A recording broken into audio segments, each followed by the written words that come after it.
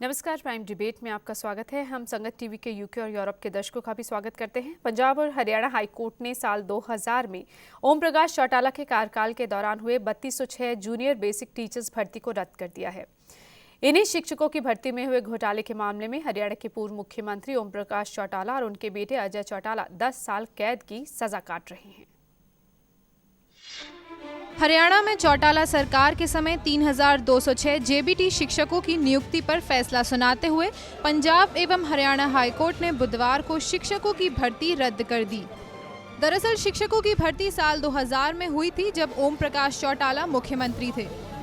याचिका कार्यकर्ताओं द्वारा ये कहा गया था कि उस समय के मुख्यमंत्री के प्रभाव में सिलेक्शन लिस्ट में बदलाव कर दिया गया और उनका चयन नहीं किया गया। इस भर्ती की हमने सुनवाई के लिए एप्लीकेशनें लगाई और सीबीआई की रिपोर्ट कोर्ट के सामने रखी। क्रिमिनल का जो फैसला है सीबीआई कोर्ट का वो रखा और ये कहा कि यदि भर्ती गलत हुई है और अपेरेंटली मैंने ये दिखाया था कोर्ट को कि 70% मार्क्स जो कैंडिडेट थे Anju Yadav, he has only not given 1 marks, उसे 20 में से 1 नंबर भी नहीं दिया गया, उसे आधा ही नंबर दिया गया। जबकि जो 33, 35 और 40% वाले बच्चे थे उनको 18 और 19 नंबर देकर सेलेक्ट किया गया है। कोर्ट ने इस बात को मानते हुए और भर्ती को आज क्वैश कर दिया गया। इनमें से 228 शिक्षकों की मेरिटोरियल लिस्ट के आधार पर जांच करके विचार किया जाएगा। वो सिलेक्शन रद्द कर दी गई है और उसमें कुछ डिस्पोज ऑफ भी किया है। ऑर्डर अभी मिला नहीं है, ऑर्डर को मिलते ही जजमेंट पढ़ के उसके सारी डिटेल बताई जा सकती है। हरियाणा के पूर्व मुख्यमंत्री ओम प्रकाश चौटाला शिक्षक नियुक्ति घोटाले में 16 जनवरी से सजा काट रहे हैं। शिक्षकों की भर्ती में घोटाला हुआ, जिसकी सजा पूर्व मुख्यमंत्री भुगत रहे हैं। अब गाज गिरी है शिक्षकों पर। आज इसी पर चर्चा करेंगे। हमारे साथ कांग्रेस प्रवक्ता संत कुमार स्टूडियो में मौजूद हैं। हरियाणा पब्लिक सर्विस कमीशन के सदस्य रह चुके नरेंद्र सिंह विद्या अलंकार हमारे साथ है। साथ ही आम आदमी पार्टी हरियाणा के प्रवक्ता राजीव गोदारा भी हमारे साथ है और कुछ ही वक्त में हमारे साथ इनेलो महासचिव और प्रवक्ता अशोक शेरवाल भी फोन लाइन पर जुड़ रहे हैं। राजीव, किस तरह से देखते हैं इस पूरे मामले को? भ्रष्टाचार विरोधी अभियान आप लोग चला रहे हैं, मुहिम चला रहे हैं। अगर सिर्फ ये ओम प्रकाश चौटाला के कार्यकाल के दौरान ही नहीं, सभी सरकारों के कार्यकाल के दौरान ये होता रहा है, आरोप लगते रहे हैं कि भर्तियों में अपने लोगों को ज़्यादा तवज्जो दी जाती है। आज जो फैसला आया है वो हमारे यहाँ जो न्यायिक प्रक्रिया है वो अपने एक पड़ाव पे पहुँची है और न्यायिक प्रक्रिया को अपने पड़ाव की तरफ जाना ही चाहिए। जो मामले लंबे समय तक थे और इस तरह क्रिमिनल कोर्ट का फैसला आने के बाद, सीबीआई कोर्ट का फैसला आने के बाद जो डॉक्यूमेंट सामने आए, उसके बाद अदालत ने एक फैसला किया, उसको उस तरह देखा, न्यायिक प्रक्रिया के तौर पे देखा जाना चाहिए। दूसरा महत्वपूर्ण मुझे जो आज के फैसले संकेत लगता है, इसमें बहुत सारे शिक्षक जो बाहर हो गए, उनकी अपनी तकलीफें होंगी, सब सवाल होंगे, परंतु अब इससे एक संदेश जाता है कि जो भर्तियाँ बिना योग्यता के भाई भतीजावाद या सिफारिश या पैसे के सहारे जो होती हैं, वो जो लोग नियुक्तियाँ लेते हैं, वो जिनको किया जाता है, वो अपने भविष्य को किस तरह दांव पे लगाते हैं, उसके बाद इसी सामने आता है। और इससे एक संदेश और एक चुनौती हरियाणा की जनता के सामने है कि इस तरह की नियुक्तियां कोई भी सरकार करे, उसको कैसे चुनौती दें, उसका कैसे विरोध करें।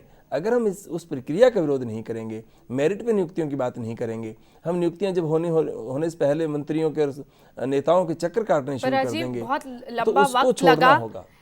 जब इस मामले की पूरी जांच हुई पिछले साल ही 1 जनवरी में ही फैसला आया, ओम प्रकाश चौटाला, अजय चौटाला और जो दूसरे इसमें दोषी पाए गए थे, एक लंबा वक्त लग गया था। 2000 में ये भर्तियां हुई थी। मैं वही कह रहा था, चिंता इस बात की है कि इन भर्तियों के लोग की सजा हो चुकी थी। इसी दौर में आज की जो सरकार है उसने पीटीआई टीचर्स की अपॉइंटमेंट की, उसको रद्द किया हाई कोर्ट ने, और किस तरह क्या कहते हुए रद्द किया, कितनी सख्त टिप्पणियां थी। अभी जो एचसीएस की भर्तियां हुई हैं उसको लेकर जो सवाल उठ रहे हैं, चिंता इस बात की है कि सरकार के कोर्ट के इस तरह के फैसले आने के बावजूद बड़े बेहयाई से सरकारें उसी तरह से चल रही हैं और हमारा समाज इसको लेकर चुप है।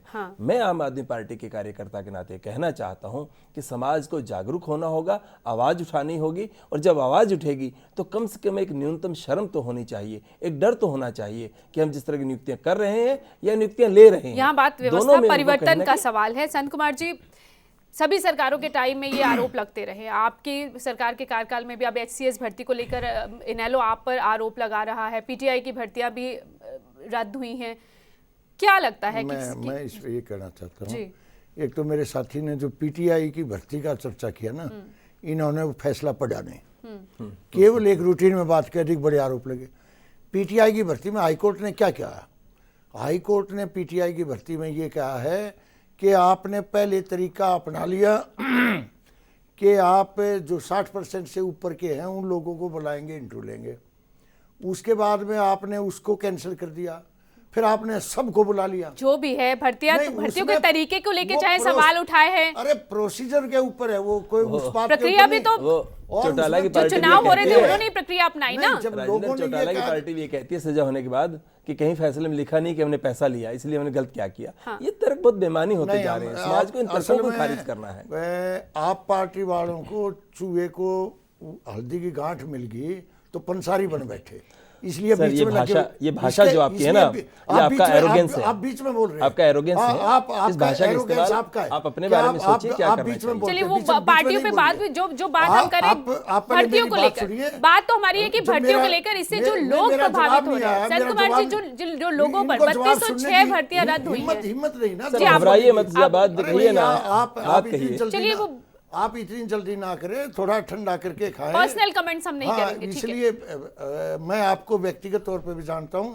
इतना आगे ना बढ़े, आप दूसरे की बात सुनने की क्षमता रखें। आप 1 घंटा बोलते रहे, मैं सुनूंगा चुपके से। संत कुमार जी बोलिए। देखिए, इसमें इसका जो जहां तक जेबीटी भर्ती का आज हाई कोर्ट ने जो फैसला लिया है उसमें सरकार तो कोई पक्ष था ही नहीं। सरकार तो इसमें जेबीटी के जो अध्यापक थे उनके खिलाफ गई नहीं। जो कैंडिडेट थे जिनका सिलेक्शन नहीं हुआ था वो गए। ठीक है। और उसमें एक बात जो सामने आई, मेन आई, जो अभी वकील साहब बता रहे थे कि एक लड़की के 70% नंबर हैं और उसको इंटरव्यू में केवल 1 नंबर दिया गया। ये दुर्भाग्यपूर्ण था। इन्हीं बातों को लेकर एचसीएस भर्ती को लेकर भी आरोप लग रहे हैं। ये तो आप चौधरी बंसीलाल जी चीफ मिनिस्टर थे, उसके बाद जितने मुख्यमंत्री हुए सब में लगते रहे। आरोप लगाना एक अलग चीज है, लेकिन जितनी बढ़िया तरीके से लगता है कहीं ना कहीं व्यवस्था में खामी है, इसीलिए आरोप लगते हैं। ये यूपीएससी के भी सिलेक्शंस होते हैं, वहां क्यों नहीं इस तरह के कभी भी सवाल उठे हैं? वो पारदर्शिता यहाँ क्यों नहीं अपनाई जाती? नहीं, पारदर्शिता अपनाने के लिए कई कठिनाई। अब देखिए, एक बात देखिए आप, अगर जहाँ पे मेरिट लिस्ट बनाई जाती है कि 60% तक के जो लड़के हैं उनसे ऊपर के जो नंबर आते हैं हम उन्हीं को बुलाएंगे इंटरव्यू के लिए। जब उनका इंटरव्यू लिया जाता है और उनमें से सिलेक्शन होता है तो वो लोग चैलेंज करते हैं कि भाई हमारे को जो टीचर है कि हमारे को क्यों नहीं बुलाया, हमारे को मौका क्यों नहीं दिया। और पीटीआई भर्ती में यही हुआ, फिर सब लोगों को बुला लिया तो हाईकोर्ट ने सारी भर्ती को प्रक्रिया पर, वहां तो प्रक्रिया पर सवाल उठे थे ना, जिस तरह से आप लोगों ने भर्ती की थी उस पर सवाल उठाए थे हाईकोर्ट ने। नरेंद्र जी, आप खुद एचपीएससी के सदस्य रहे हैं, सब अपना अपना तर्क दे रहे हैं। लगता है आप क्योंकि बीच में रहे हैं, आपको नहीं लगता कि हाँ फेवर किया जाता है, अपने लोगों को दिया जाता है? यस, निश्चित तौर से ऐसा फेवर किया जाता है। पीटीआई के मामले में देखिए, पीटीआई के मामले में प्रक्रिया का पालन तो किया गया, लेकिन प्रक्रिया बीच में छोड़ करके दूसरी प्रक्रिया शुरू कर दी। उसकी वजह क्या थी? टेस्ट बच्चों का लिया गया शॉर्ट लिस्टिंग के लिए, कि ज़्यादा हज़ारों बच्चे जो अप्लाई करते हैं 30-25 हज़ार, तो उनका इंटरव्यू नहीं लिया जा सकता। इसलिए शॉर्ट लिस्टिंग के लिए 2 ही तरीके हैं कि या तो उनका टेस्ट कराया जाए या फिर सीधा इंटरव्यू सभी का लिया जाए।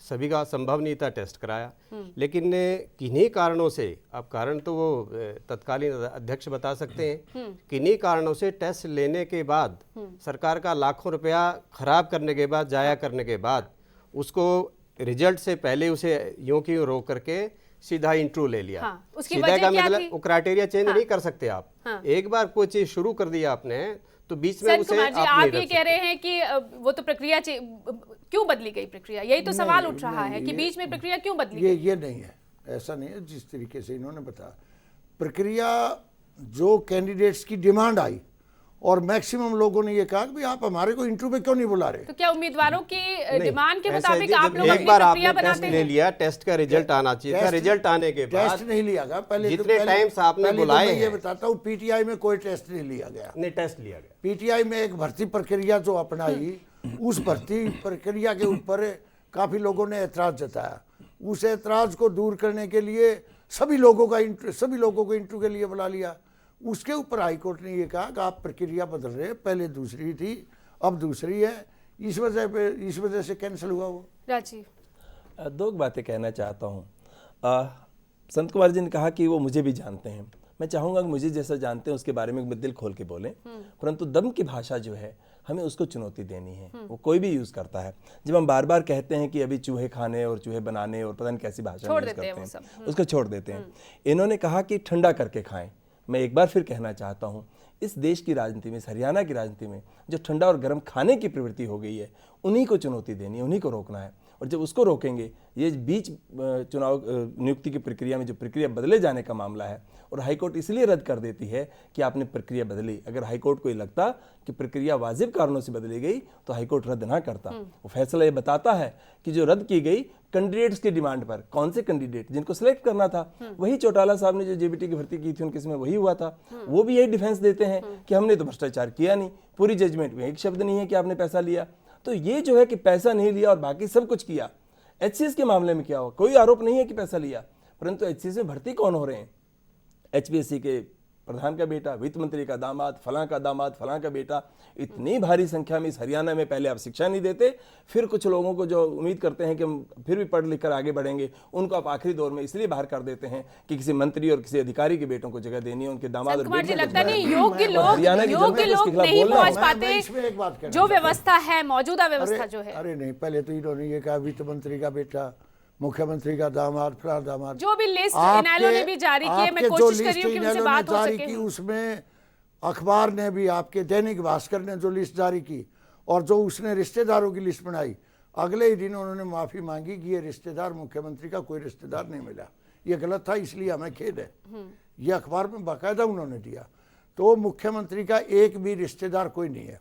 दूसरी बात मैं एक और कहना चाहता हूँ, क्या अगर एक मुख्यमंत्री का बेटा या मंत्री का बेटा या किसी पीएन का बेटा अगर बहुत ज्यादा इंटेलिजेंट है, वो अगर लिया जाता है, राजीव क्यों नहीं, क्या वो इंटेलिजेंट नहीं हो सकता? ये भी सवाल, ये भी सवाल उठता रहता है ना।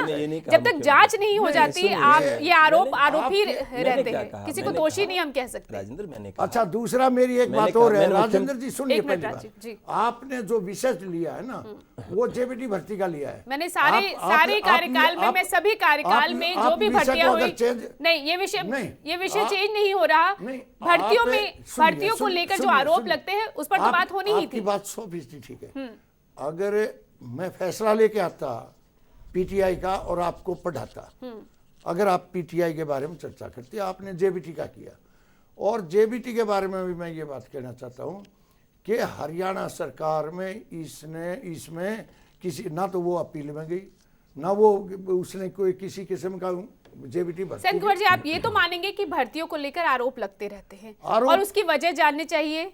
जो मौजूदा व्यवस्था है, आपको लगता है कि ऐसी है कि इतनी पारदर्शिता उसमें बढ़ती जाती है कि किसी तरह की कोई आरोप ना लगे? मैं तो ये चाहता हूं कि इस देश में ऐसी व्यवस्था बने जिसमें पढ़े लिखे सभी विद्यार्थियों को उनका पूरा हक वाजिब मिले, और जो मेरिट पे आता है, जो लड़का मेहनत करता है, जो योग्य उम्मीदवार है, उसका सिलेक्शन हो, अगर इस देश को आगे बढ़ाना। नरेंद्र जी, बात हो रही है कि भर्तियों में पारदर्शिता कैसे आए। इससे पहले कि हम वापस इस चर्चा को शुरू करें, सुन लेते हैं जिन शिक्षकों की भर्तियां रद्द हुई हैं वो क्या कह रहे हैं। हमारे साथ बहुत अन्याय हुआ कि रिजल्ट हमारे नेगेटिव गया है। हमारी 13 साल की सर्विस हो गई है, बड़ी संतोषजनक हमने नौकरी पूरी की है, और इस दौरान हमारे 3-3, 4-4 बार डॉक्यूमेंट्स भी चेक हुए हैं, उनमें भी कहीं कोई गलती नहीं पाई गई है। और 13 साल की जो नौकरी थी, इस दौरान हमने बड़ी ईमानदारी से समाज की सेवा की है। कोर्ट में, हाई कोर्ट में चला हुआ था डिसीजन, इसका अभी आया है, जैसे सरकार करेगी हम वैसा ही फैसला ले लेंगे। नरेंद्र जी, अब गाज गिरी है 3206 इन शिक्षकों पर जो पिछले 13 साल से नौकरी कर रहे हैं। अब इनके परिवार, कईयों की शादियां हुई होंगी, बच्चे होंगे, पूरा असर उनके परिवार पर भी पड़ेगा। बिल्कुल बिल्कुल। कोर्ट को फैसला देते समय दो पक्षों पर जरूर नज़र दौड़ानी चाहिए थी। नंबर 1 व्यावहारिक पक्ष, दूसरा मानवीय पक्ष। व्यावहारिक ये कि इनको लगे हुए 13 साल हो गए, और 13 सालों में इनके साथ ये 3200 नहीं है, 3200 का मल्टीप्लाई 6 से कर लें, इनके माँ बाप भी होंगे, इनके बच्चे भी होंगे, तो उनके सामने ये संकट खड़ा हो गया, वो करें तो क्या करें। सरकारें भर्ती के दौरान व्यवहारिक और मानवीय पक्ष क्यों नहीं देखती हैं? वो क्यों नहीं सोचती हैं कि कभी ऐसे जब आरोप लगते हैं उनकी जांच होगी और इस तरह के फैसले भी आ सकते हैं? नहीं, उम्मीदवारों का कसूर नहीं है ना, कसूर तो जो सिलेक्शन प्रक्रिया है, सिलेक्शन करने वालों का है, कमीशन का है या बोर्ड का है।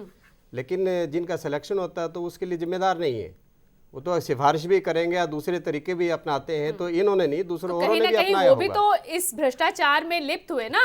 आप भर्ती के लिए अगर अप्रोच कर रहे हैं, बजाय इस पर कि आप मेरिट के आधार पर चुने जाए, आप या रिश्वत देने की कोशिश करते हैं या किसी तरह का आप प्रभाव का इस्तेमाल करते हैं, वो भी तो गलत है ना। तो लगता है क्या उसकी सजा कुछ तो जरूर इसके जो दोषी को सजा मिले, लेकिन उनके साथ जो परिवार जुड़े हैं, बच्चे हैं, उन्हें सजा क्यों मिल रही है? सजा तो उनके पूरे परिवार को, बच्चों को मिल रही है ना। या तो कोर्ट ये कर सकता था, इनको कोई पेंशन का कोई तरीका ढूंढता या गेस्ट टीचर की तरह से इनके लिए कोई सरकार से आग्रह करता कि भाई इनको कहीं कहीं एडजस्ट करें। राजीव, क्या हो सकता है? आप खुद वकील भी हैं, अब क्या सिर्फ इस आधार पर जो गलत हुआ उसके आधार पर फिलहाल कोर्ट ने फैसला दिया? हालांकि ये लोग कह रहे हैं कि अब हम हाई कोर्ट जाएंगे, हाई कोर्ट के डबल बेंच में जाएंगे। दो बातें कहना चाहता हूँ। एक सवाल ये है कि 3206 परिवार और 3206 शिक्षक बाहर हो गए। याद रखें, 3206 शिक्षक और कहीं ज़्यादा शिक्षक उस दिन भी बाहर हो गए थे। उनमें बहुत सारे वो भी थे जिनको उम्मीद थी कि हम नियुक्त होंगे, हमारे मेरिट पे हम आते हैं। और हमने उस केस को अगर हम पढ़ें जिसमें सज़ा हुई है, तो ये कहता है कि मेरिट लिस्ट को बाद में अलमीरा खोलकर बदल दिया गया था। पूरे हरियाणा से लोगों को बुलाया गया था, जो अधिकारी थे उनको बुलाया गया था। अध्यापकों की नियुक्ति में इस बेशर्मी और बेहयाई के साथ पूरे हरियाणा से अधिकारियों को चंडीगढ़ बुलाकर आप लिस्ट बदल देते हैं। और आप इस तरह की बात करने के बाद, हो सकता है उसमें बहुत सारे वो लोग रहे हैं जो मेरिट पे आ रहे थे, परंतु 228 भर्तियों पर जांच होगी। परंतु जब ये बात कही जा रही थी कि ये भर्तियां जो हैं ये गलत हुई हैं, तब जो मेरिट पे आए थे उन्होंने कुछ नहीं कहा। उनको लग रहा था हम तो लग ही गए। एक वो सवाल, जो बाहर हो गए दूसरा उनका सवाल। इसलिए मात्र ये कह देना कि आज बाहर हो गए तो परिवार हो गए। जिनके सपने टूटे थे, जिनकी उम्मीदें टूटी थी, जिनको लगता था पढ़ाई लिखाई से कोई फायदा नहीं होता है, पढ़ लिख कर क्या करेंगे, हमें उन सारे सवालों को और इन सवालों को एक साथ सोचना होगा। जब हम एकांगी रूप से सोचना शुरू करते हैं तब कहीं बड़ी दिक्कत होती है। इन्होंने कहा बोर्ड जिम्मेदार है, बोर्ड जिम्मेदार है। बोर्ड तो मतलब इतना बुरा हाल है कि किसी तरह जोर लगाकर बोर्ड में नियुक्तियां लेते हैं। बोर्ड में आने के लिए जो तरीके अपनाए जाते हैं वो क्या होते हैं, बोर्ड में नियुक्तियां किनको दी जाती है, और फिर बोर्ड तो वही करता है जो नेता लोग कहते हैं, जो अधिकारी कहते हैं बड़े। और अधिकारी किसकी बात करते हैं, अधिकारी सिफारिश करते किसकी हैं, हम सिफारिश के लिए जाते क्यों हैं? जब मुझे पता है आज मैं सिफारिश के लिए जा रहा हूं तो मैं इन साथ वाले के रास्ता काट रहा हूं। जब इनका काट रहा हूं तो कल को मेरा क्यों ना कटेगा। एक दूसरा, इसी बात की मैं बात कर रहा था जब मैं HCS की बात कर रहा था। ये आर्ग्यूमेंट दिया जाता है कि जो मेरिट में है वो क्यों ना आए, बड़े परिवारों के लोग क्यों ना आए, परंतु अपने आप में चिंता का विषय है कि 33 और समथिंग इतनी पोस्टें HCS की थी, उनमें 25 लोग बड़े परिवारों के, अधिकारियों के, नेताओं के परिवार के लोग मेरिट में आ रहे हैं। अगर ऐसा है कि बड़े परिवारों के पहुंच वाले लोगों के बच्चे ही मेरिट में आ रहे हैं, तब भी अपने आप में सवाल, इसमें कोई धांधली ना हो, तब भी सवाल है कि सामान्य परिवारों के लोगों को मेरिट में आने की जगह क्यों नहीं बन रही, ऐसी शिक्षा क्यों नहीं दे रहे। वो अपने आप में एक बहुत बड़ा सवाल है जिसको एड्रेस करना होगा। संगवर जी, ये कहा जाता है कि लिखित में नंबर ज्यादा थे लेकिन इंटरव्यू में कम कर दिए गए। ये आरोप तो लगते ही रहते हैं भर्तियों के दौरान। लगता नहीं है कि जो मौजूदा व्यवस्था है उसमें इस तरह के जो फैसले आ रहे हैं उनसे सबक लेते हुए परिवर्तन होना चाहिए? देखिए, जो मौजूदा व्यवस्था है उसमें कांग्रेस ने एक ऐसा कानून पास किया है RTI का। आप आज जो भी कहीं भी खामी आती है उसको उजागर करने के लिए एक हथियार दिया है जनता के हाथ में। और ये कांग्रेस की देन है कि चाहे वो HPSC हो, चाहे वो सर्विस सिलेक्शन बोर्ड हो, चाहे कोई और पद पे दुरुपयोग हो, कहीं भी अगर कोई मिसडीड होती है, कोई भी गलत काम होता है, तो आप RTI की मार्फत उसको ले सकते हैं। ठीक है, ये हथियार भर्तियों में पारदर्शिता ये जब हमारी लाई जानी जब चाहिए कांग्रेस की नीयत इतनी साफ थी, इसलिए कांग्रेस की नीयत यहाँ भी पूरी साफ बिल्कुल क्लियर है कि भर्तियों में पूरे तरीके से मेरिट के आधार पर भर्ती की जाए। और मैं ये दावे के साथ कहता हूँ कि हरियाणा के अंदर कम से कम जो भर्ती की जा रही है अब पिछले 9 साल से, वो मेरिट के आधार पर और जातिवाद से ऊपर उठ करके बगैर सिफारिश फिर भी आरोप लग रहे हैं। आरोप तो जिनके पास कोई और मुद्दा नहीं वो आरोप यही लगाएंगे। चर्चा को खत्म करने का वक्त हो गया है। जाने से पहले नरेंद्र जी, UPSC भर्तियों को लेकर आरोप नहीं लगते, क्यों राज्य सरकारें जो भर्तियां करती है उस पर आरोप लगते रहते हैं? किस तरह की पारदर्शिता होनी चाहिए? या तो साक्षात्कार को बंद कर देना चाहिए, या साक्षात्कार के कम से कम नंबर होना चाहिए, या वीडियोग्राफी होनी चाहिए साक्षात्कार की। इसके अलावा कोई तरीका नहीं है। या फिर ये जो एग्ज़ाम है और या टेस्ट है वो दोनों यूपीएससी से करा लेने चाहिए। यानी कि फिर राज्य सरकारों का तो राज्य सरकार उनको रेकमेंड कर सकती है कराने के लिए। इंटरव्यू राज्य सरकार करे। एक बात कहना चाहूँगा, कमीशन बोर्ड देखिए कुछ यूनिवर्सिटीज ऐसी है, ये सारा सिस्टम ऐसा है, कुछ यूनिवर्सिटीज इस देश में ऐसी हैं जो 80%, 85%, 90% नंबर देती है और वहां से सर्टिफिकेट लेके आ जाते हैं यहाँ। और अगर आप केवल इंटू ना रखेंगे, आप उसी के हिसाब से रख देंगे तो कौन लोग आ जाएंगे? ये भी शिक्षा आपको व्यवस्था पता है, है। उसमें भी परिवर्तन, उसमें भी बदलाव की जरूरत ने जो सवाल उठाया था ना कि शिक्षा में परिवर्तन हो सारे के सारे, और तब ये परिवर्तन हो, तब बात होगी। मतलब अब जड़ से ही परिवर्तन की जरूरत है। शुक्रिया आप सभी। आखिरी बात, क्षेत्र के आरोप इस सरकार पे जरूर लगते हैं कि क्षेत्र के आधार पर नौकरी में क्या धांधली होती है। जाति होकर लगता ना लगता हो, बड़े परिवारों को नौकरी देने का आरोप तो इस चीज में लग ही रहा है। बस इतना ही कहना चाहता हूं। तो कोई भी मुख्यमंत्री है उस पर मैं उन्हीं आरोपों पर ही तो बात करी थी। शुक्रिया आप सभी का इस चर्चा में शामिल होने के लिए। अंधा बांटे रेवड़िया, मुड़ मुड़ अपनों को दे, सरकारी भर्तियों को लेकर ऐसे आरोप लगते ही रहे हैं, चाहे सरकार किसी की भी हो। जरूरी है व्यवस्था में पारदर्शिता लाई जाए ताकि काबिल लोगों से उनका हक ना छिने। नमस्कार। खबरों की दुनिया में आइए, हमारे साथ कहीं भी और कभी भी जुड़िए। हम मिलेंगे फेसबुक पर, हम दिखेंगे यूट्यूब पर, हमें फॉलो कीजिए ट्विटर पर। खबरों के साथ बने रहिए रात दिन।